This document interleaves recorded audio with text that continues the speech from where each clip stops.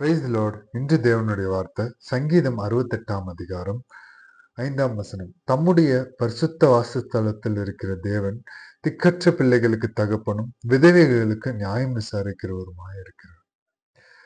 சங்கீதக்காரனாகிய தாவீது எழுதின இந்த சங்கீதம் இதுதான் சொல்லுகிறது.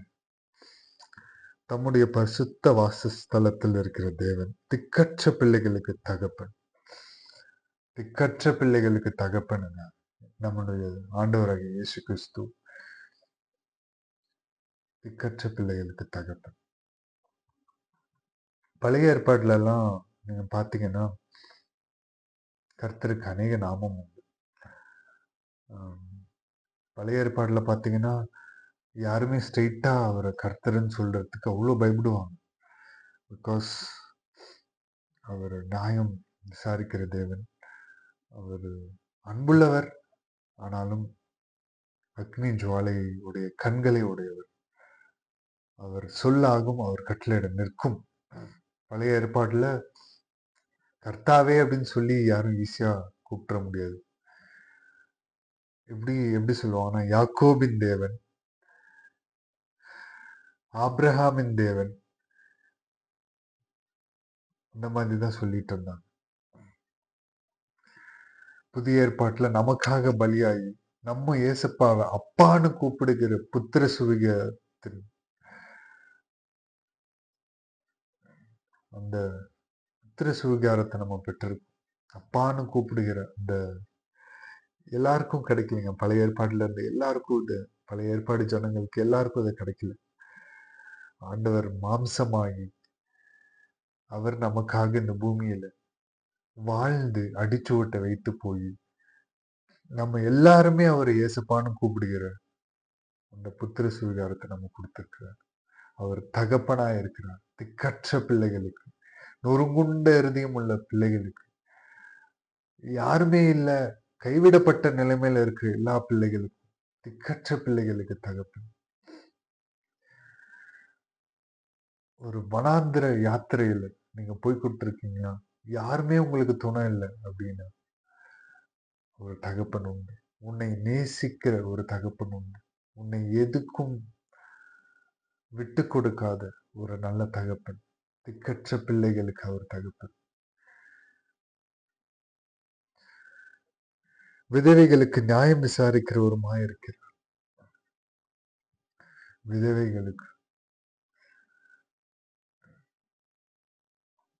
விதவைகளுக்கு நியாயம் விசாரிக்கிறது நல்ல தேவன்.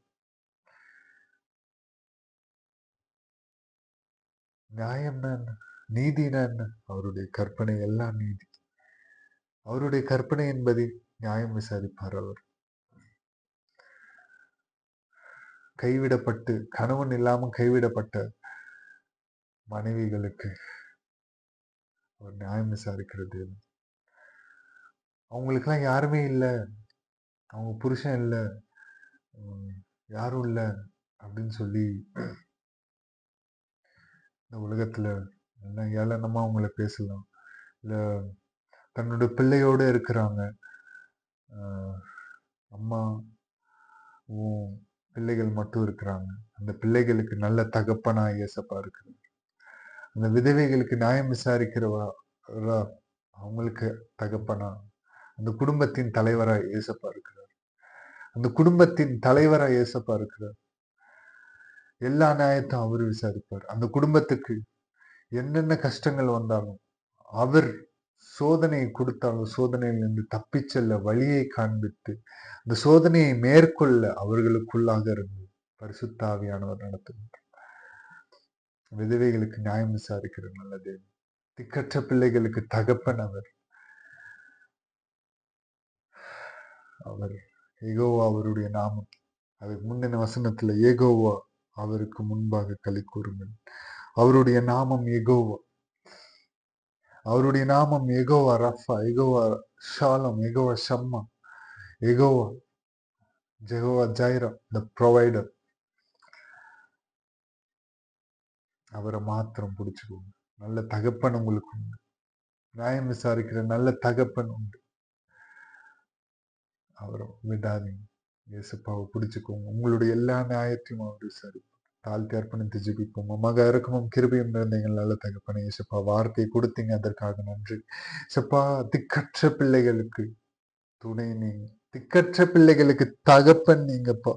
இயேசுப்பா, உம்முடைய ஸ்தலத்துல இயேசுப்பா நீங்க சொல்லியிருக்கிறீங்க, தம்முடைய பரிசுத்த வாசஸ்தலத்தில் இருக்கிற தேவன், பரிசுத்த ஸ்தலம் உம்முடைய ஆலயம் தகப்பனே. நீங்களே அந்த ஆலயமா இருக்கிறீங்கன்னு சொல்லியிருக்கீங்கப்பா. நாங்க அந்த ஆலயத்தில் நீங்க அந்த ஆலயத்துல இருக்கும்போது நாங்க அந்த ஆலயத்தை கெடுக்காதபடி, தீய எண்ணங்களாலும் எதையும் ஆட்கொள்ளாதபடி, ஆவியானவரை கரைப்படுத்தாத ஒரு வாழ்க்கை வாழ எங்களை அர்ப்பணிக்கிறோம். இசப்பா, உம்முடைய வார்த்தையின்படி நடக்க அப்பானும் கூப்பிடுகிற புத்திர சுவிகாரத்தை கொடுத்தோம். அப்பா சொல்லாத சொல்லி செய்யாத ஒன்று அப்பா, அப்பாவின் அப்பாவின் பிள்ளையாக நாங்கள் எல்லோரும் மாற, அப்பாவின் சத்தியத்துல நாங்கள் நடக்க ஆவியானவர் எங்களுக்கு பலம் தருவீராக தகப்பன். விதவைகளுக்கு விதவைகளுக்கு நியாயம் விசாரிக்கிற தேவன் நீர் ஒருவர் மாத்திரம் தகப்பன். இந்த உலகத்தை நியாயம் தீர்க்க சீக்கிரம் வருகிறேன் என்று சொன்ன தேவன் நீர் ஒருவர் மாத்திரம் தகப்பன். சப்பா, உங்களுடைய வருகைக்காக நாங்களும் ஆயத்தமாக இன்னும் அநேகரும் ஆயத்தப்பட கிருபை செய்யுங்க தகப்பன். இசப்பா, இந்த எந்தெந்த சூழ்நிலையிலிருந்து இந்த வீடியோவை காண்கிறார்கள் என்ன எனக்கு தெரியாது தகப்பனே. நாங்க முகத்தை மாத்திரம் தான் பார்ப்போம். நீங்க எங்களுடைய இருதயத்தின் ஆழங்களை அறிந்திருக்கிற தேவன் தகப்பனே. எல்லாருடைய தேவைகளும் சந்திக்கப்படுத்தும். சப்பா, யார் யார் இந்த தனிமையில காணப்பட்டிருக்கிறார்களோ தகப்பனாய், அவர்களுக்கு நீர் வெளிப்படுவீராக தகப்பனே. உங்களுடைய நேசத்தளல் அவர்களை மூடட்டும் தகப்பனே.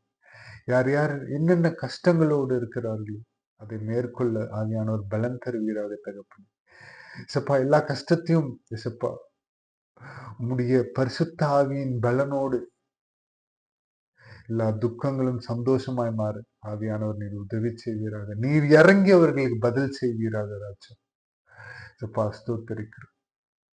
இசப்பா, நீர் ஒருவர் மாத்திரம் உயர்ந்திருக்கும்.